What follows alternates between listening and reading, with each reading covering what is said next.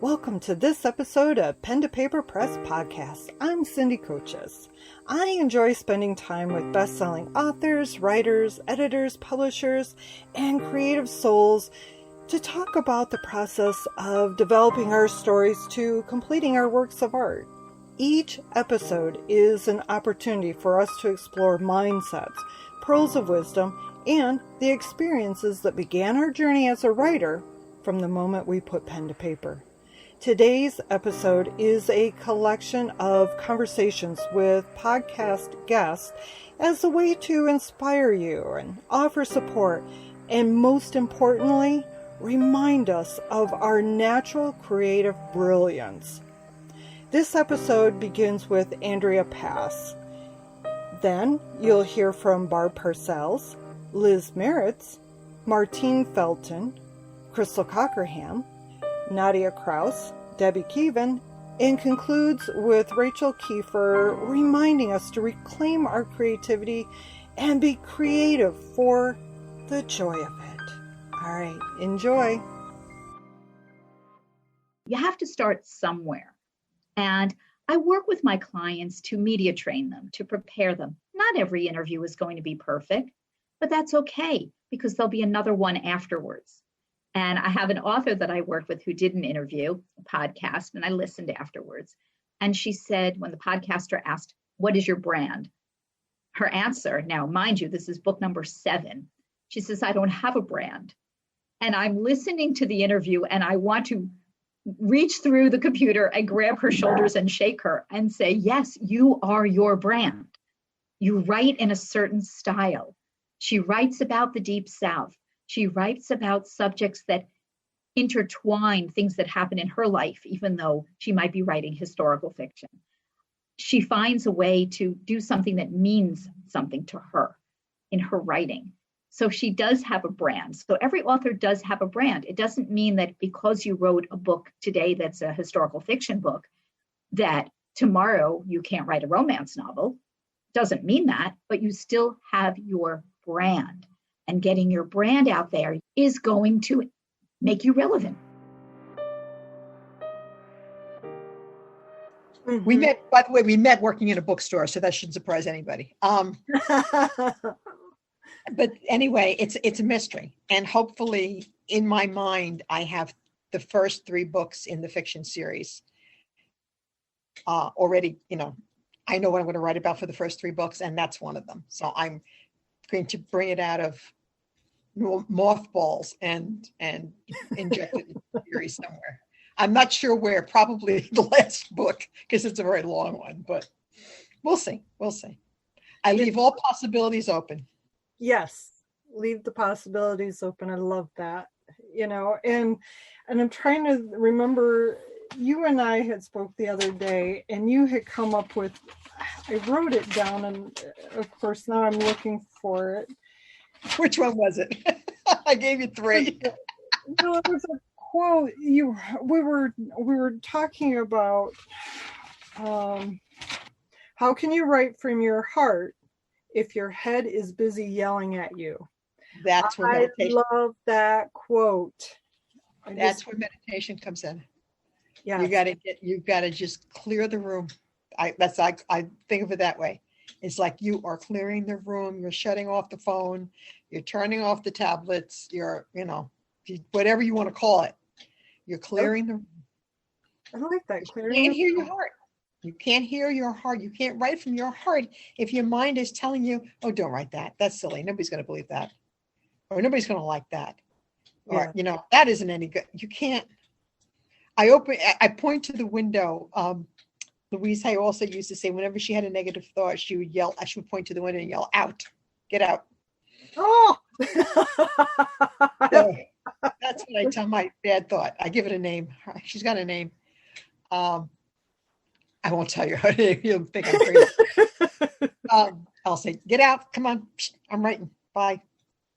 Well, and the other thing is you can't be creative if your mind is consumed with how am I going to pay the bills? How am I going to, what's for dinner? What am I going to do when so-and-so calls? Or how do I take care of this task? When your mind is looped on answering other questions, you cannot open your heart when your mind is, you got the monkey mind running around with a pair of scissors going, yee woohoo, Yeah, exactly. Running with scissors. Running with scissors. In my case, I was doing okay with, as I say, with like nonfiction and advertising and journalism, that kind of stuff. But the fiction had to wait until I was at a point where, I was on my own, and I'm retired. I have a small income. I live in a studio apartment. My bills are very small, and I can devote my time to writing fiction. Not everybody can do that.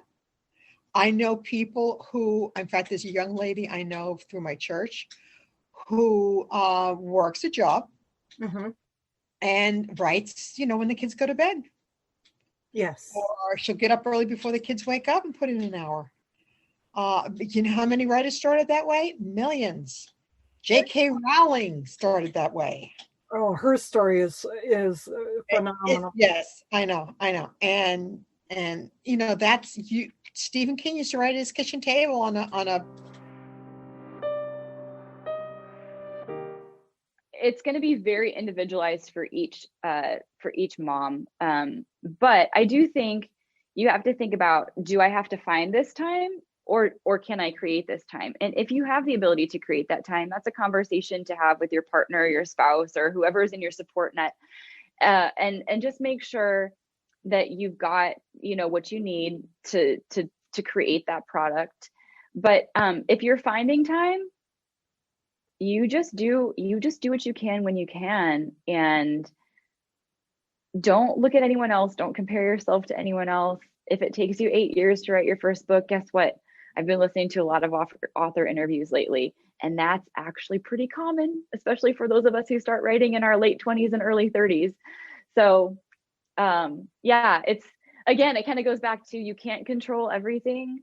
And so don't make this something that is a burden. Make it something that is an outlet for your creative energy. And if you need to take a nap one day instead of writing, just go take that nap, sister. Just go get that sleep. Like, you do you. I love it. Nap time. Yeah. I mean, hey, right? A nap could save you 4 hours of editing later on, right? Exactly. Agreed. Because when you're in it, you're in it. When you're trying to force it, you're not in it. And yeah, you're right. That is where a good chunk of like, oh my goodness, what was I thinking? Editing happens. Well, and I will also say, so I have a PMP credential, which is a project management professional credential. So I basically had to take a test and get a certification, just like, a real estate agent or CPA or something like that. So I have that project management background. In order to maintain that credential, I have to do continuing education credits. Okay. So I actually edited a majority of Brody Monster while I was at a PMI conference. This was before COVID shut down the world. I edited most of the book while I was at a PMI conference in Philadelphia, waiting for my sessions to begin. Oh, wow. And so you get to a room, you'd have 15 or 20 minutes before the speaker would stand up and the session would start. And I just had my little iPad with my keyboard, and I was just editing, a couple pages here and there. When I sent that edited version back to my editor after getting back from that conference trip, he was like, "What did you do? This is amazing." And I was like, I had no children, and I was breaking it up into really small pieces of work at one time, and my brain was like on fire that whole week. So that's a brilliant way of doing your editing, because you're focused wholeheartedly, and it's not because you're bored, it's because you want to get this done. You're in an environment where you can, just sink yourself into it, and you're working in short clips. So you're really focused on what's on the page right now, right in front of you, versus okay, what did I say 3 chapters back? You're in the moment. And And then, there are other times for that. You can catch that later, but I Right. was working on sentence structure and active voice and all that fun stuff. So that's great. And then, as that, um, I want to say product management, and I know that's wrong. But as someone who is working on projects all the time, and you're always writing out your deadlines and making those, what are some tips that you can share for someone who has no concept of what somebody who does project management, so they can implement, maybe a bit of what you have to share? yeah, so this is one way that you can approach it. There are 1,000 different ways you could approach it, but I'll just share kind of what I do. And, just so everyone that's listening knows, like, this is not the only way to do it. So I'll get kind of technical for a minute, just for people who are interested in the project management side. There are approximately 7 different distinct project management frameworks. So you've probably heard of Agile, Scrum, Lean, Waterfall. These are, just Google these. I'm not going to get into it because that's like a lot of information. But I started my career doing waterfall projects, and I very, very quickly sort of converted to Agile. And the difference between those two methodologies is that waterfall basically asks the project manager to create everything from the beginning. So you basically plan out the entire project. You would have to literally have a list of tasks that got you from sitting down before you sit down the first time to write until the book is in production and, for sale on Ingram Spark, or, it gets you, it is supposed to encompass the entire process from creation to production to publication. Okay. What Agile does, and this is why I love it, and I think most people prefer, I'm just speaking for most project managers and people in general, prefer Agile, because what you do with Agile is it's called a methodology, but it's really more of a skeletal framework that allows you to kind of put your own stamp on it and make it what you want it to be. And the core tenet of Agile is that you come up with like this very minimal product that you're going to create first. So someone might start out by saying, I'm going to create an outline for my book, a 2-page chapter outline. I want it to be approximately 30 chapters. And they might put that outline together. And so then that's their first product, and then you're done. And so that's one iteration. Okay. And then you come back to it and you say, so now the next thing that I'm going to do is I'm going to write one chapter. I'm going to write chapter 5. Maybe I'll start in the middle. I'm going to write chapter 5. So you write chapter 5, no edits. You just get it on paper. It's about, 1,500 words. You're done.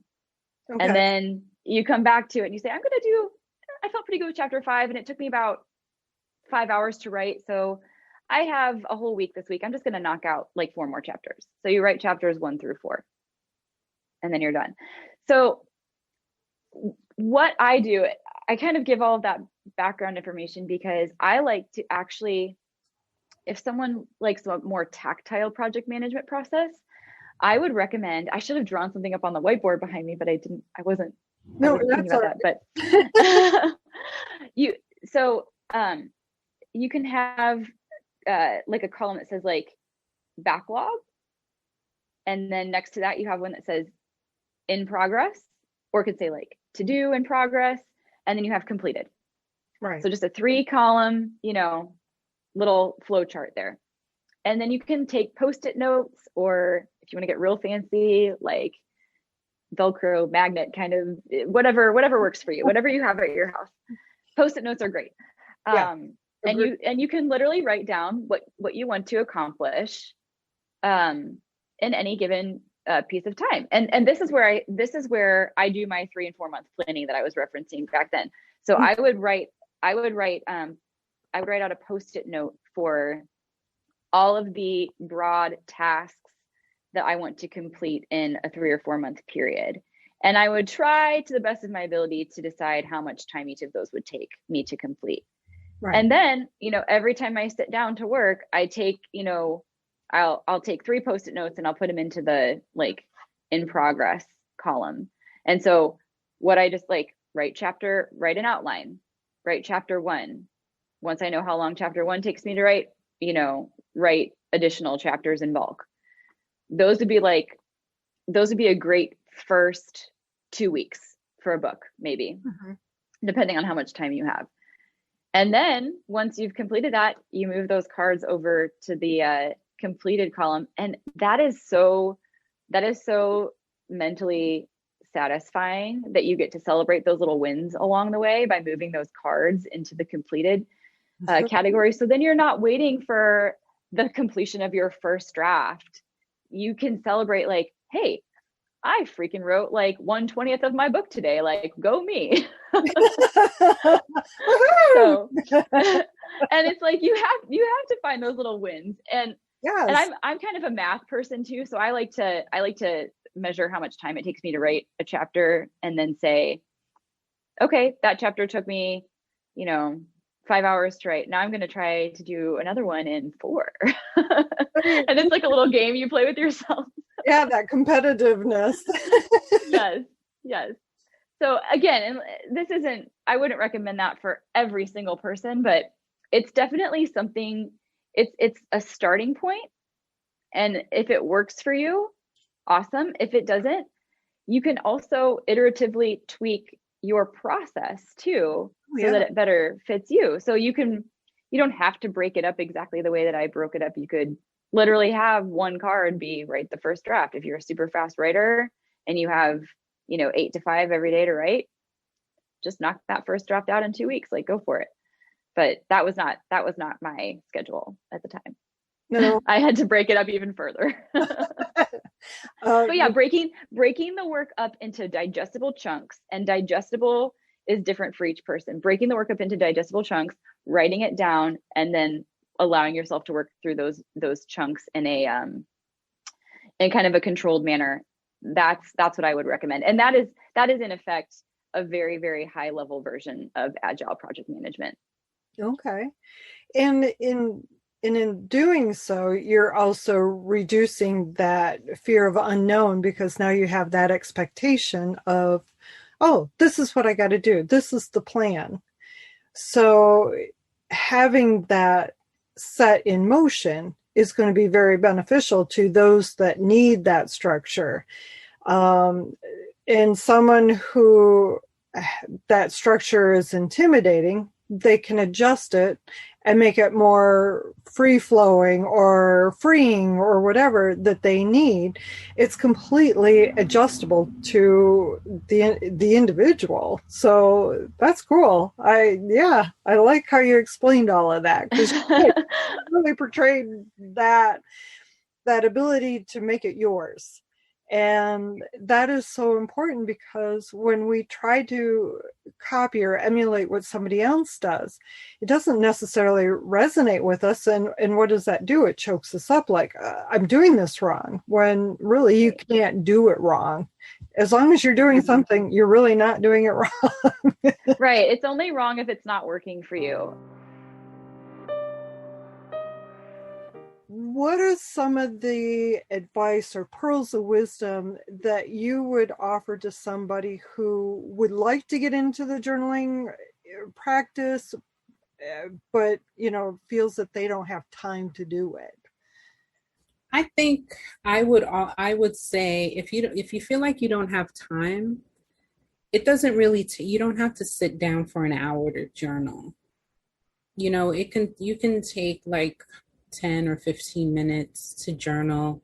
You can start off by, writing that what's going on in your day, or whatever you feel. If you feel like you need to vent, I know venting, I can go off on tangents.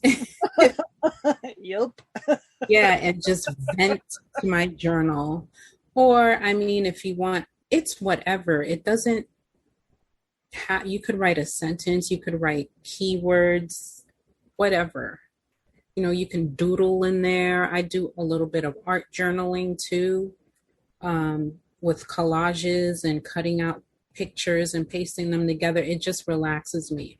And you can make your journal, tailor your journal experience to, who you are and what makes you happy, what makes you comfortable.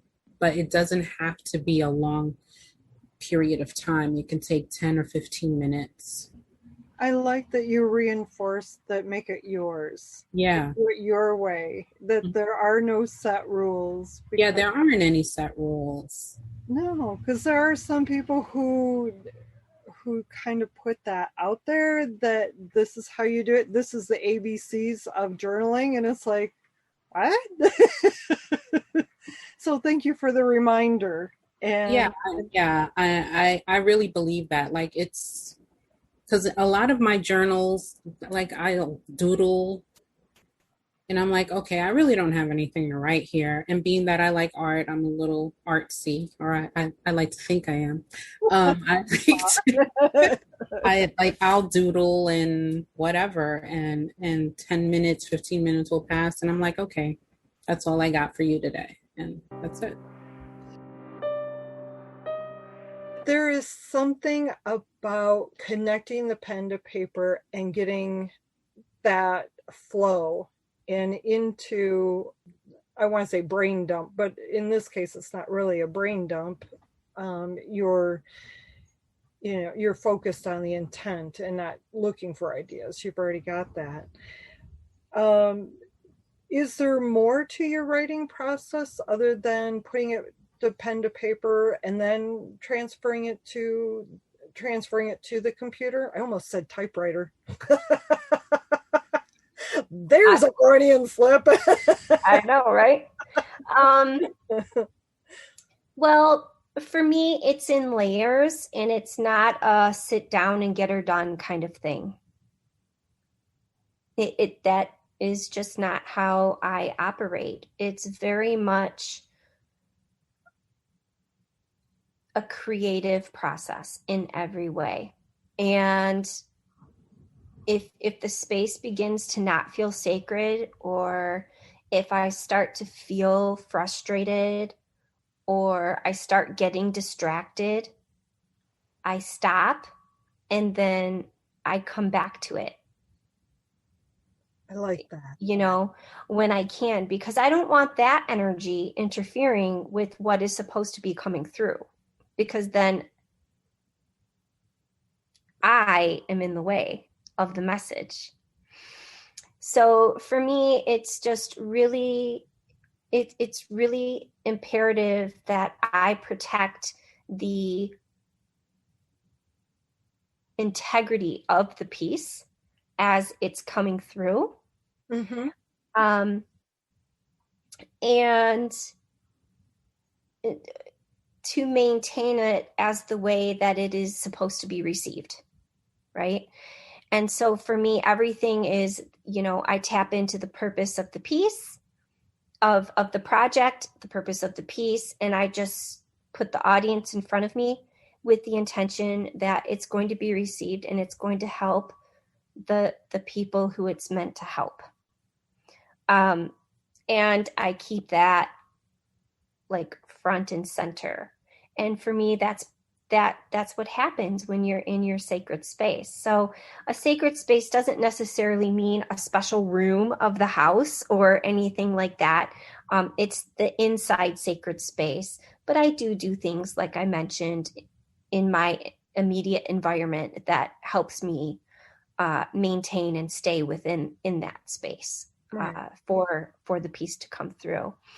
And so for me, I'm a child of handwriting and typing classes and, all of that.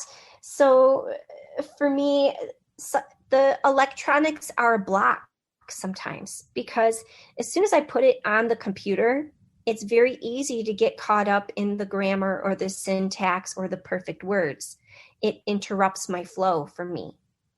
So for me, it absolutely has to come through untethered. And the only way for that for me is, as you put it, putting the pen to the paper. Right. And you're right. I didn't even think how it's interesting because of the fact that when we do have it on the computer, it's easy to highlight, delete, and on the page, we can scratch something out, but it's still there. We still know what was in that block that we have scribbled over. Even though you might not be able to read it, we know what's there. Right. And with the computer, we also have that autocorrect, that auto grammar, and you're right, that would block that flow. And because you are looking at, why is there a red squiggly line underneath the word, entrepreneur, Mm-hmm. because that's one of those words I always misspell. But anyways, yes, with the pen to paper, it's free flow. What was your writing process? Did you sit down with an outline and go from there, or did you just how did you put the book together? How did you? So there's three steps that I learned, and it was pre-write, rewrite, and edit. And the pre-write was assembling the cards, assembling the blog posts, making it visual, taking maybe however long it takes, a morning or an afternoon or an evening, to lay out all the cards that represent all the stories on the floor and to piece them together, because I'm very visual. So I like creating mind maps. So it was a literal embodied mind map on the floor with all the cards. So that's the pre-write in the sense of preparing to write. Then, it was like this: pre-write, free-write, and then rewrite. So the free writing is the dumping you mentioned, the just dump it. Since I had already done that through blogging, it was really that pre-write got really important. And then I had to free write the missing puzzle pieces for the blog pieces to make sense, but I couldn't edit, that doesn't come at that time. So it's pre-write, free write, and then the rewrite is the editing process, which that's the easiest part. That is the easiest part. After everything is dumped and prepared, oh my goodness, you can use things like Grammarly, and that was the easiest part.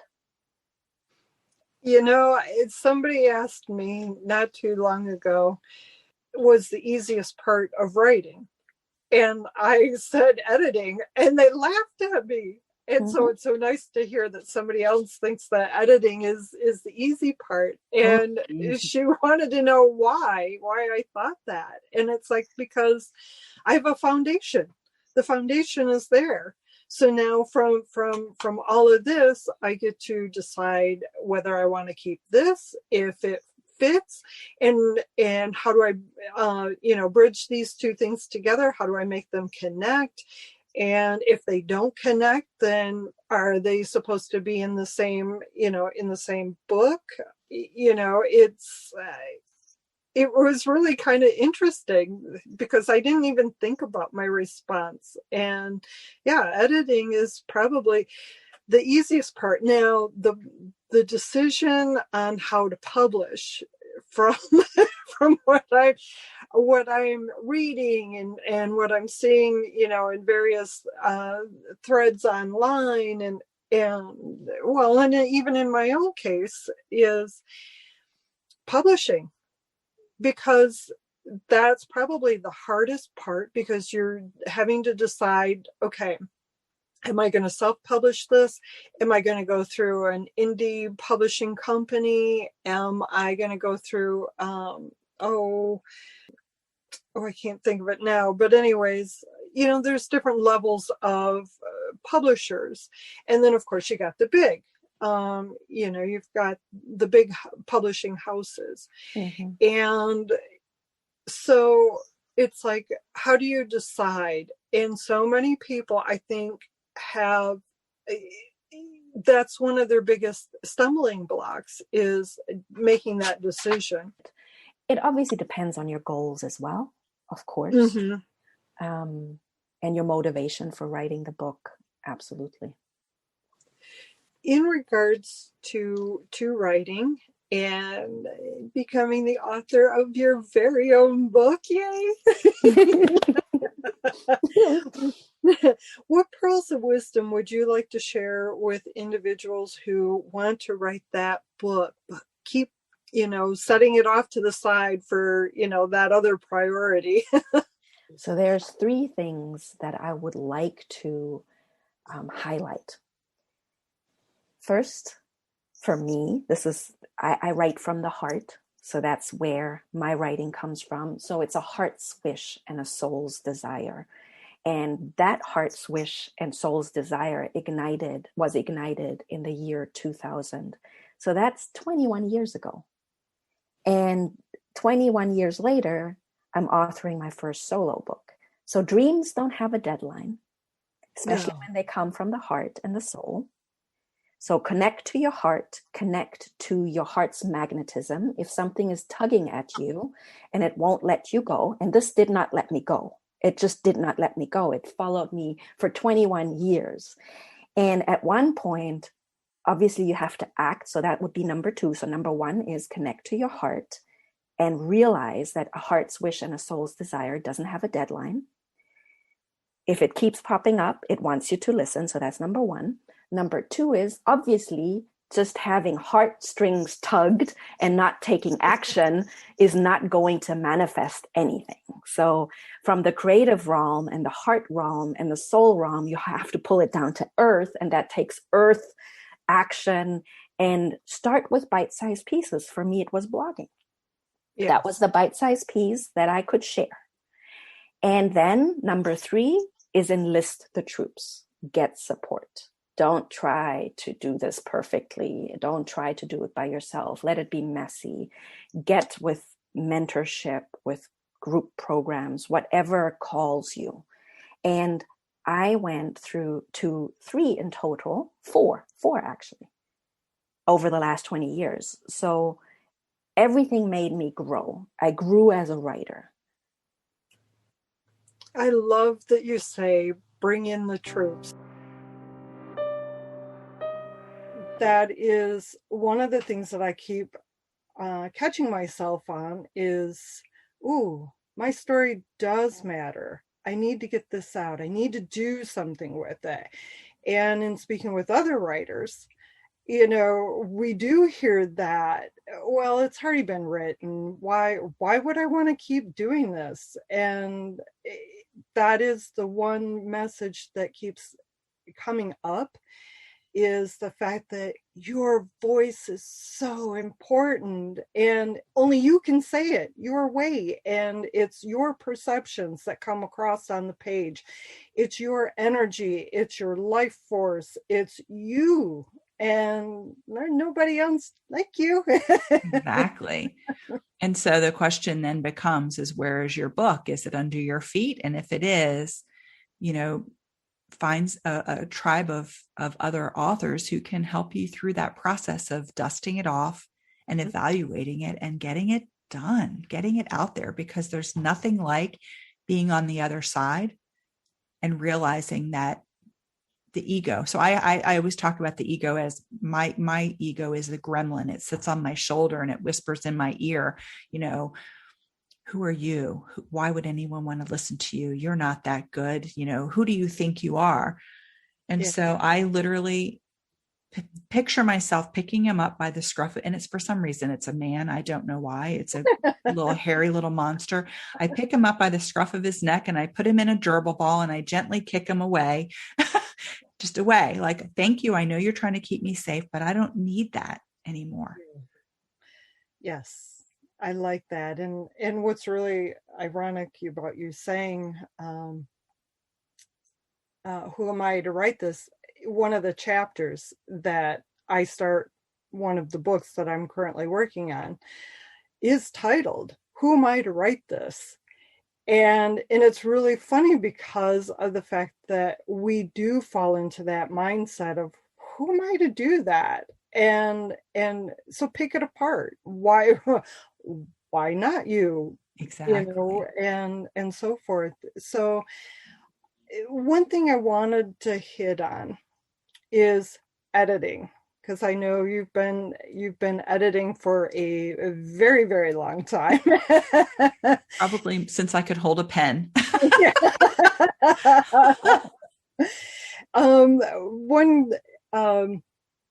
Something that comes up is when you talk about editing, it can scare the bejeebies out of so many writers, new and those writers that have already published several, whether it's articles, books, Right. blog posts, whatever, doesn't matter.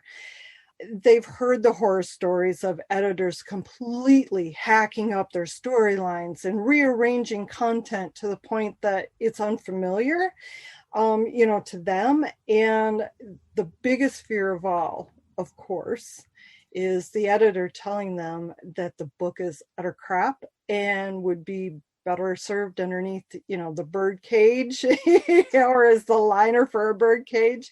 And, you and I have both heard people share this. And I have not experienced it yet, but I haven't worked with the editor in that state yet. Right.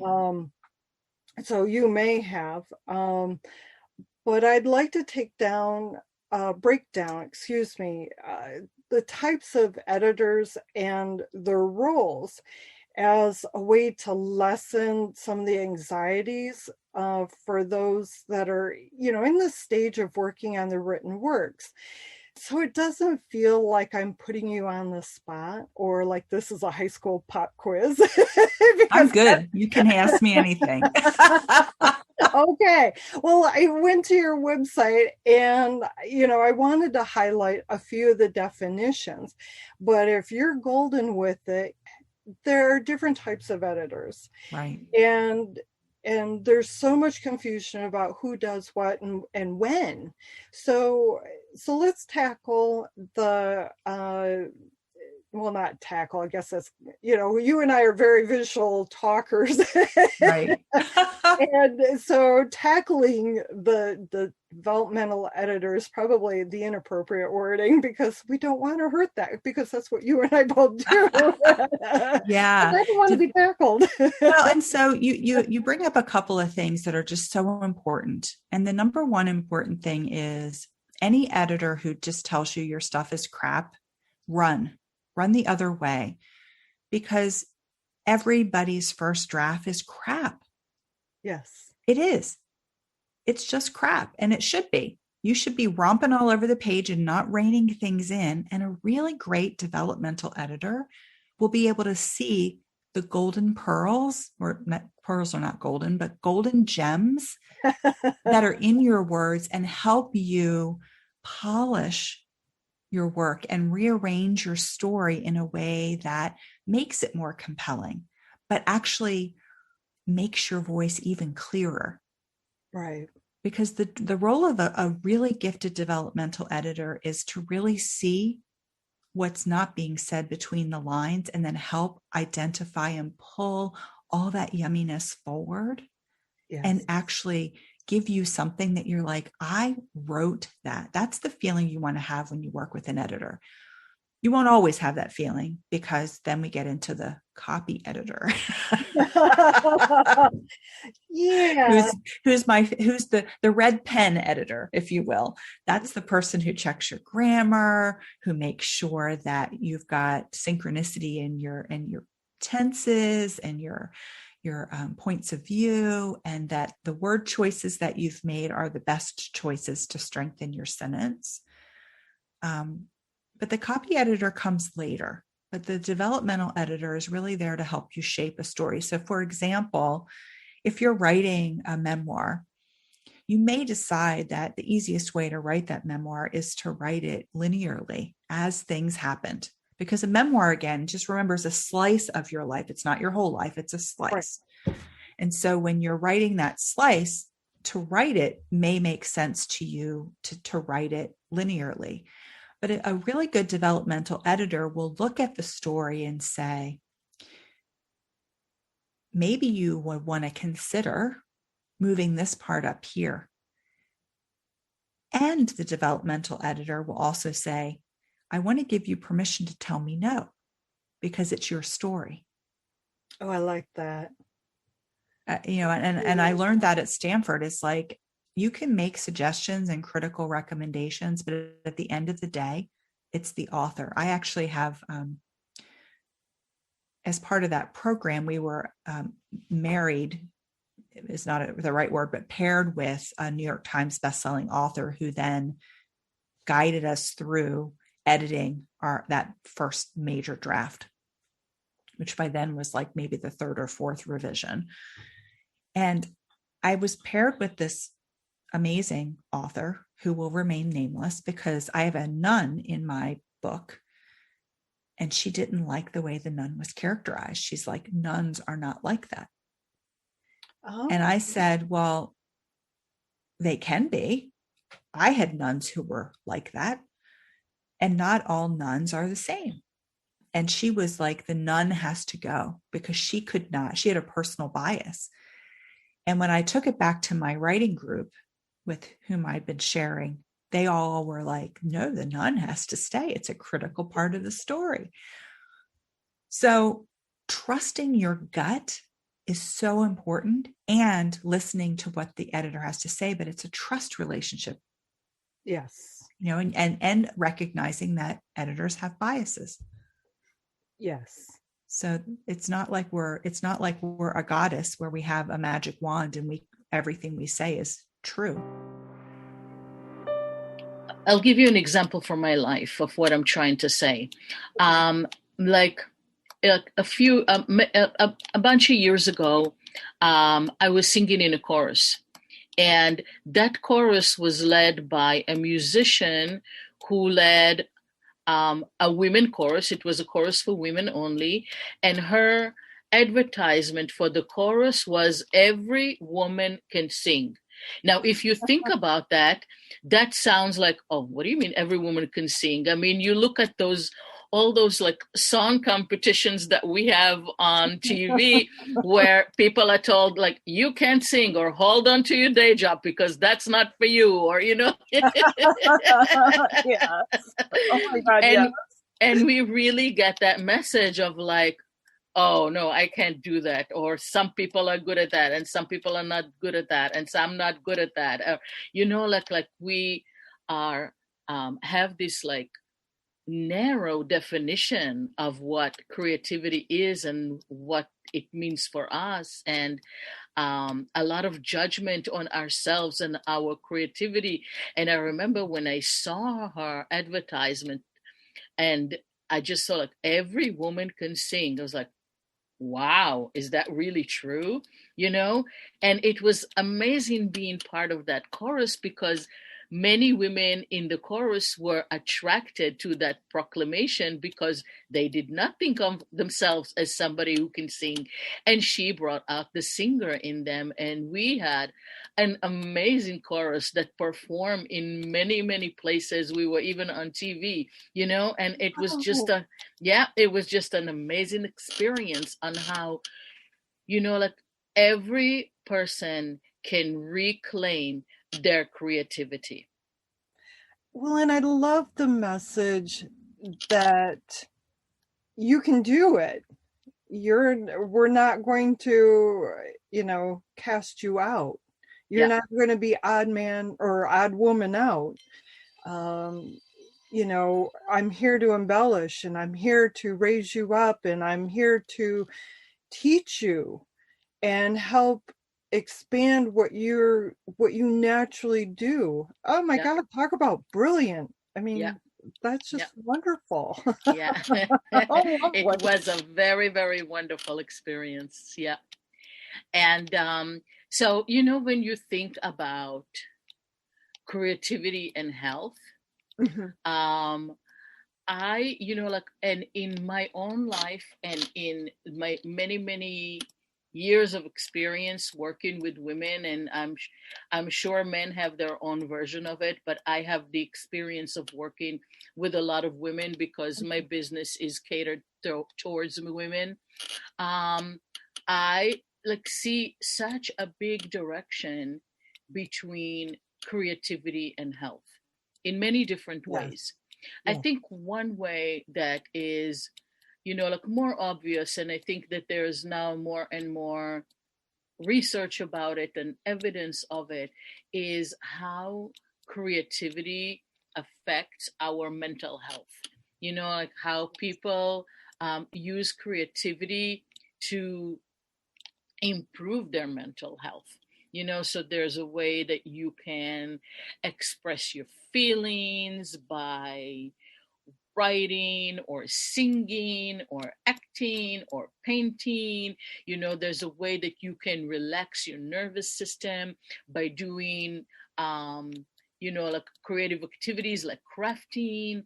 So there's a lot of evidence and a lot of research is done about the connection between doing a creative activity and its healing effect on us.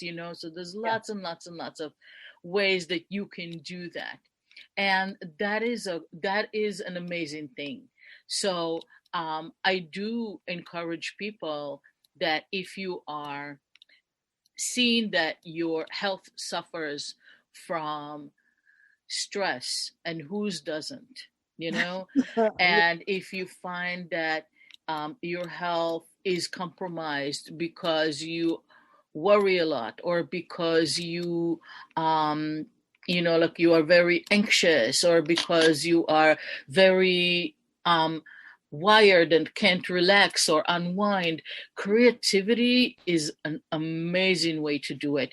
And you can do, and I do, recommend that when you do something creative, it's fine if you want to have creativity that you share with the world, but do it first and foremost for yourself. Agreed. So, do it for you. And it's almost like, who cares what other people think, or who cares how other people perceive it? Do it for the joy of doing it. And there's so many health benefits that you will get when you get in touch with that joy of creation, and our world is created, and you are part of creation, and this is your birthright, is to be creative. It's part of who you are. Before we end our time together, I'd like to say thank you. You can access and listen to the full interviews by visiting pentopaperpress.com/podcast.